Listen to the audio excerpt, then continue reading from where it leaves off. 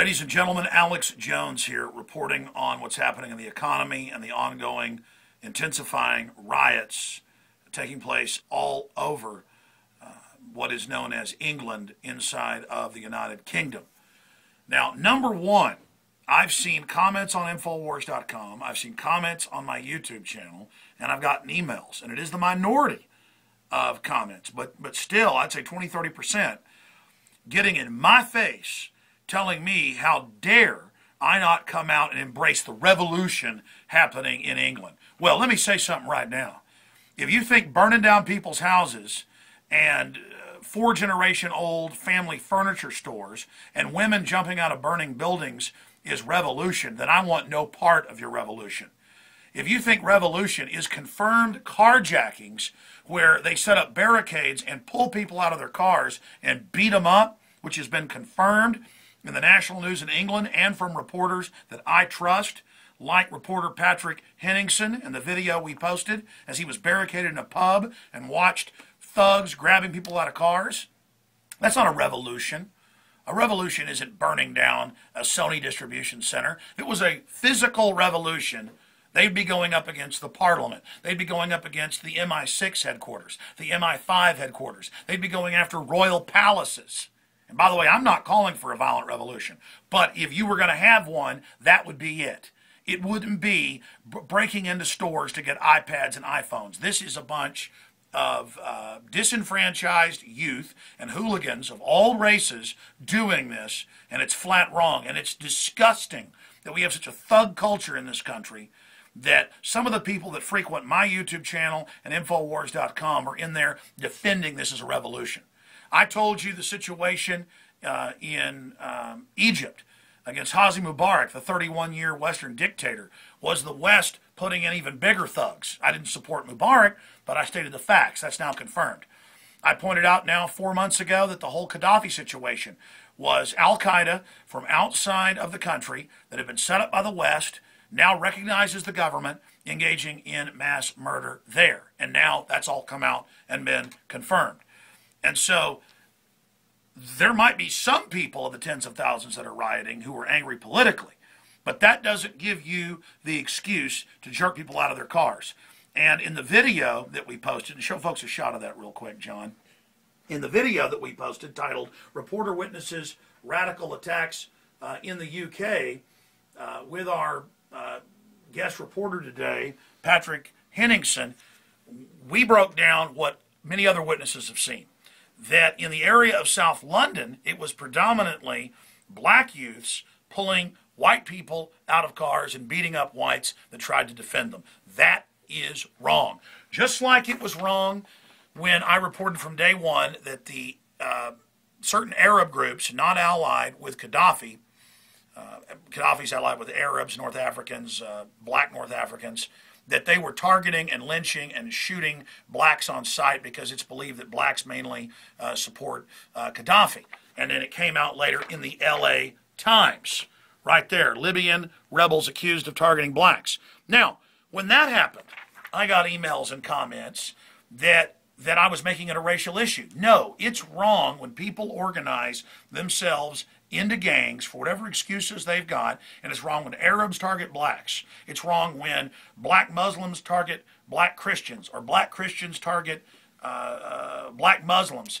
It's wrong when Latino gangs target whites or blacks, or vice versa, and we always stand against racial violence and this type of garbage. But you cannot deny that this trend we're seeing in England at its beginning was racially motivated, okay? But now over the rest of the country, as we've stated, it is in many areas mainly white hooligans breaking into things, robbing and stealing and using the bedlam as a pretext to steal, which is only going to let the government bring in more of a police state. And this thing is spreading. Now, if you look at what's happening in Chicago, if you look at what's happening in Milwaukee, Wisconsin, if you look at what's happening in Philadelphia, here is the black mayor of Philadelphia saying shame on black youths being the dominant group doing flash mobs, racial attacks, robberies, and carjacking. Listen, one of my employees who doesn't want to be named had two black males a few weeks ago at a red light run up and try to break into her car, and she had to pull out a .357 Magnum and brandish it, okay? And I've seen some of the black leaders, some of the New Panther folks make comments about don't loot and rob in your own neighborhood, go do this to the whites. That's wrong. It's wrong when the Arabs in Libya targeted blacks. It's wrong when our government shoots black people up with syphilis shots and I cover it. It's wrong that 52% of black people in this country aren't born. If I'm a racist and don't like black people, then I'd be up there pushing for abortion like all the fake white liberals. And I don't have any white guilt. You understand? I haven't done jack squat to anybody.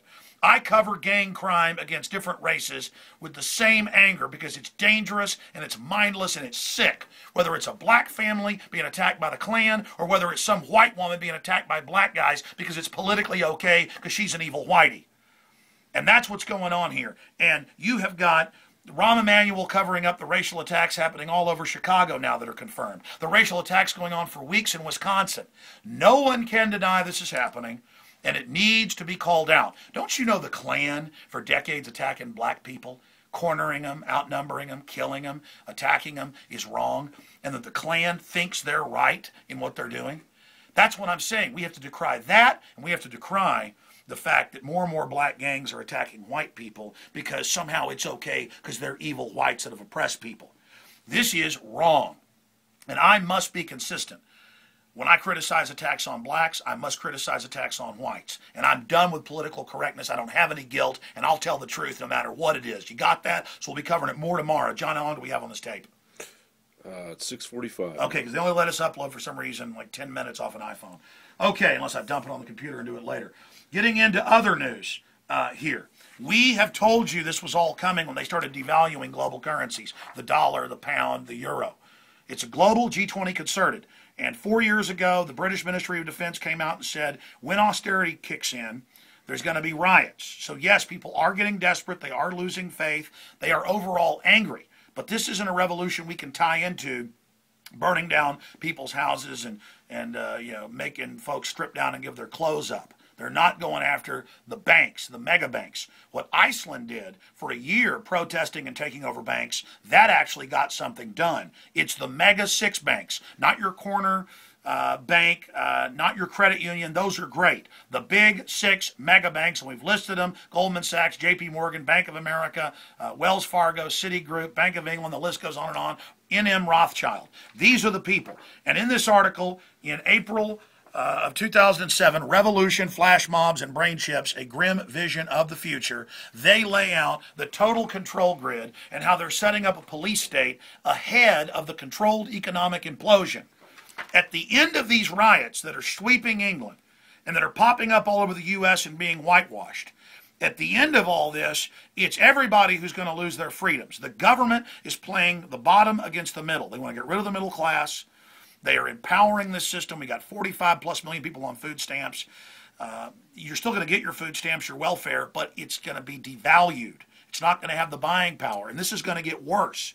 And just like in Katrina during a crisis, the military and police didn't come to help folks. They came into high and dry areas and went into wealthy homes and took people's guns. Remember that footage. Just type in gun confiscation Katrina. And this is what we have to look forward to. The bankers rob us in the implosion, consolidate power, then use the ensuing social chaos to take control. I don't want any part of what Al Gore talked about, an Arab Spring of the left here in America. They're the ones saying that patriots that understand the Federal Reserve is the problem are the ones that are terrorists and going to be violent.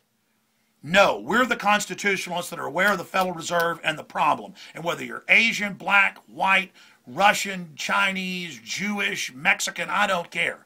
It's the global banking cartels that are the enemy. And it's us or them. It's their fractional reserve banking system. It's their 1.5 quadrillion in derivatives they've had our government sign on to. That's the issue. And I'm not calling for violence, but if you idiots want to go after something, it certainly isn't people driving around in their cars you should be attacking. It's disgusting. I'll see you live tomorrow on the radio, 11 a.m. Central.